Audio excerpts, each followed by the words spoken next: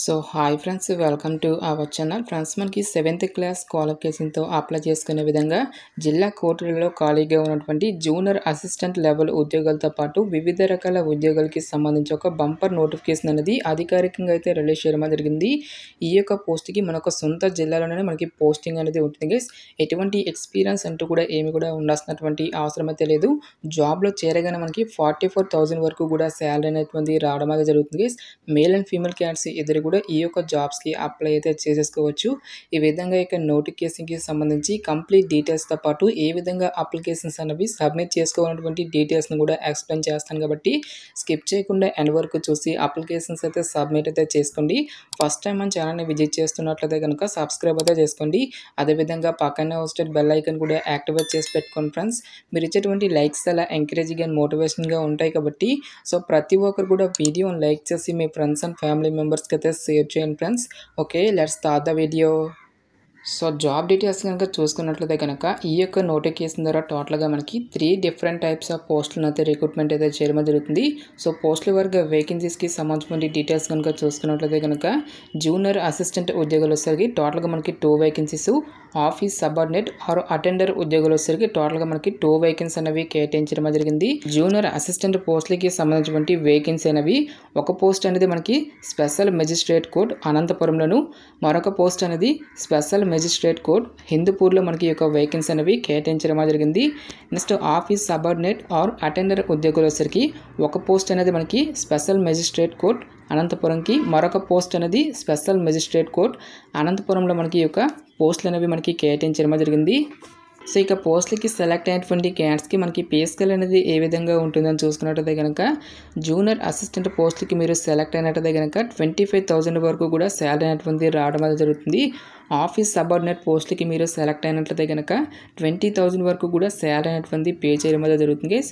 So పోస్టుల వరకు education qualification కనుక చూసుకున్నట్టయితే కనుక అటెండర్ ఉద్యోగాలకు వచ్చేసరికి must have passed 7th class examination or its equivalent అని చెప్పేసి మెన్షన్ చేయడం జరిగింది. సో మనకి మినిమం క్వాలిఫికేషన్ అనేది మాత్రం ఓన్లీ 7th క్లాస్ అనేది పాస్ అయితే సరిపోతుంది గైస్. అంటే మీరు 10th క్లాస్ అనేది పాస్ అయినా లేదంటే 10th క్లాస్ అనేది ఫెయిల్ అయినా సరే ఈ యొక్క జాబ్స్కి మీరు అప్లై అయితే చేసేసుకోవచ్చు. ఎటువంటి ఎక్స్పీరియన్స్ అంటూ కూడా ఏమి కూడా ఉండాల్సినటువంటి అవసరం అయితే లేదు గైస్. నెక్స్ట్ మనకి ఇక్కడ జూనియర్ అసిస్టెంట్ పోస్ట్కి సంబంధించి ఎడ్యుకేషనల్ క్వాలిఫికేషన్ కనుక చూసుకున్నట్లయితే కనుక must be a graduate from any recognised university అని చెప్పేసి క్లియర్గా మెన్షన్ చేయడం జరిగింది. సో మరి ఏ విభాగంలో మీరు డిగ్రీ పాస్ అయినా సరే ఈ యొక్క జాబ్స్కి మీరు అప్లై అయితే చేసుకోవచ్చు. ఈవెన్ మీరు బీటెక్ చేసినా, బీ ఫార్మసీ చేసినా, బీఎస్సీ కంప్లీట్ చేసినటువంటి క్యాండిడేట్స్ కూడా ఈ యొక్క జూనియర్ అసిస్టెంట్ పోస్ట్కి అప్లై అయితే చేసుకోవచ్చు.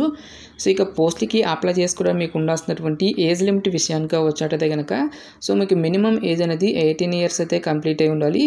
ఆల్ క్యాండిడేట్స్ అందరూ కూడా 69 ఇయర్స్ వరకు కూడా అప్లై చేసుకోవడానికి ఛాన్స్ అనేది కల్పిస్తామన్నారు. నెక్స్ట్ మీరు ఫిజికల్గా ఫిట్గా ఉండాలని చెప్పేసి ఇక్కడ మనకి జాబ్ డీటెయిల్స్లోనే క్లియర్గా మెన్షన్ చేయడం అనేది జరిగింది గైస్. నెక్స్ట్ ఈ యొక్క పోస్ట్కి ఎటువంటి అప్లికేషన్ ఫీజు అనేది కూడా మనం పే చేయాల్సినటువంటి అవసరం అయితే లేదు గైస్. ఆల్ క్యాండిడేట్స్ అందరూ కూడా ఈ యొక్క జాబ్స్కి ఫ్రీగా అయితే అప్లై అయితే చేసేసుకోవచ్చు.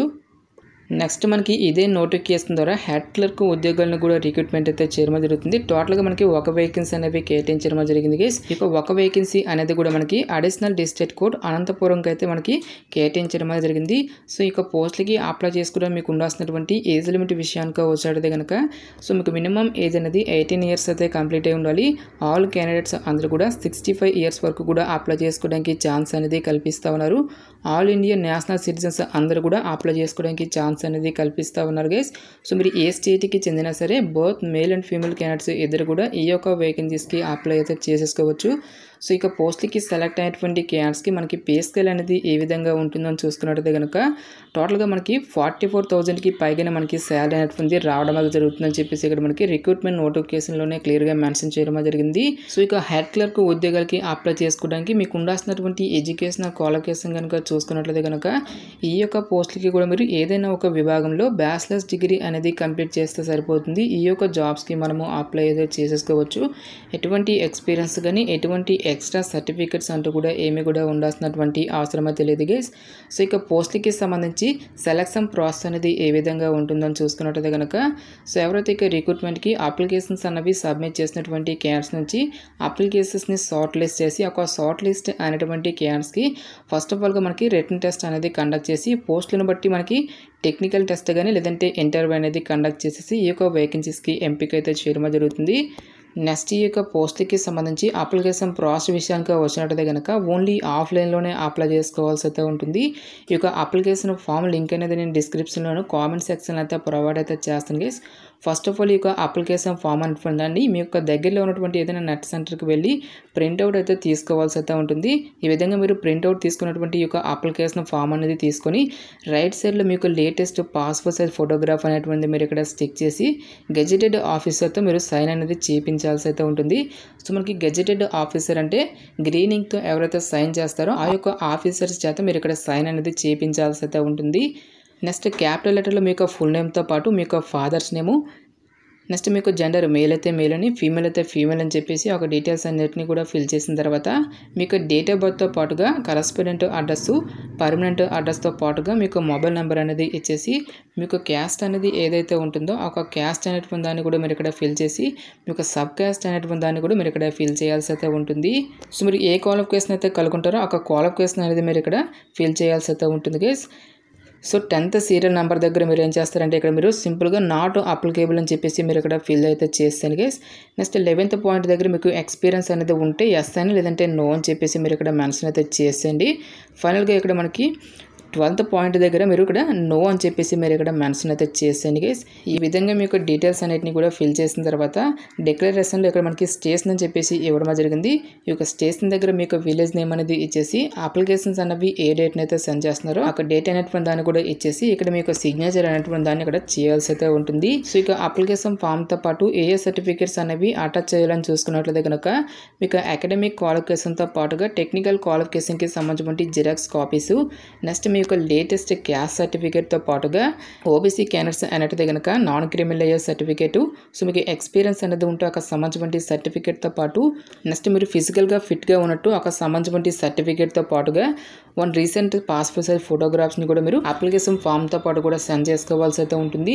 ఈ విధంగా మీకు ఎడ్యుకేషనల్ క్వాలిఫికేషన్కి సంబంధించిన రిలవెంట్ డాక్యుమెంట్స్ అన్నిటిని కూడా మీరు అప్లికేషన్ ఫామ్కి అటాచ్ అయితే చేయాల్సి అయితే ఉంటుంది.